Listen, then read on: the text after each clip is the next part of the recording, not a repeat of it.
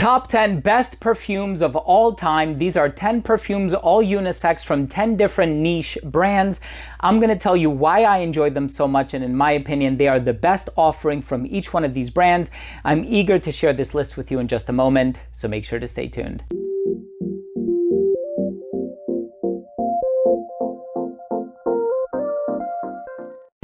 Now, before I begin today's episode and I tell you about these 10 incredible perfumes from 10 different niche brands, I think they are the best that the brands have to offer, just my opinion.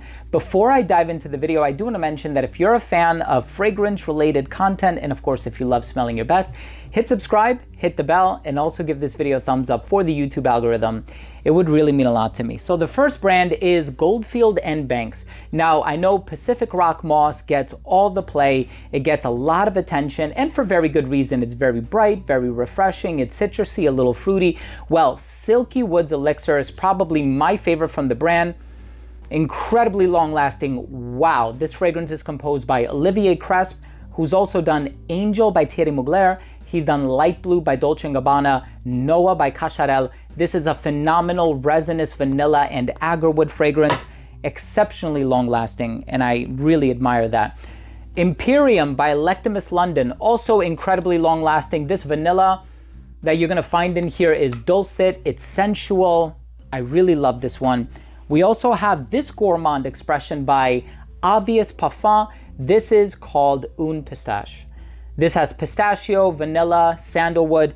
It is amazing. I really enjoy wearing that one all year round as well. Some might be inclined to think that this is gonna be better for like the fall and winter because of the sweeter tendencies, but believe it or not, it's incredibly versatile. The longest lasting cherry fragrance can be found in Bodacious by Bodicea the Victorious.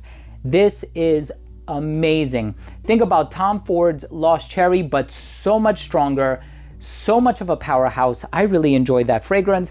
And by Parfum Dusita, this is called Pelagos. This is a very CEO, executive type of a fragrance. If you are a boss man or boss lady, you're gonna enjoy this one. A lot of iris and sandalwood. It's rich, it's creamy, it is super refined. We also have this mysterious blend of ingredients.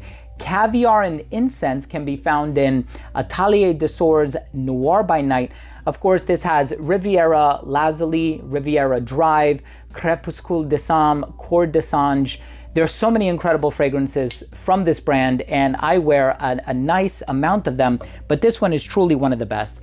Now, if we're talking about gourmand, another gourmand expression by the House of Oud is called What About Pop? This has this sweet popcorn accord.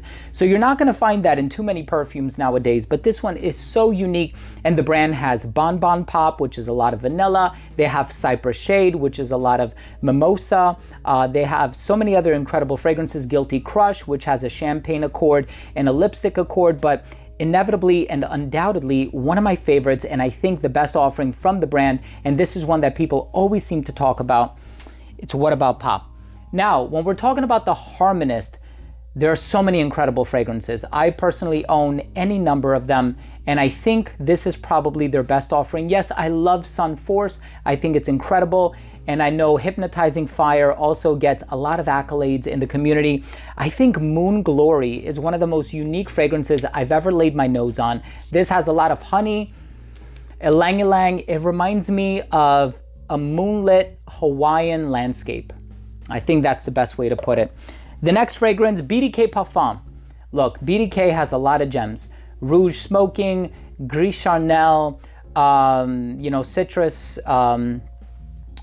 Riviera. There are so many incredible fragrances from the brand. Celle d'Argent is another one.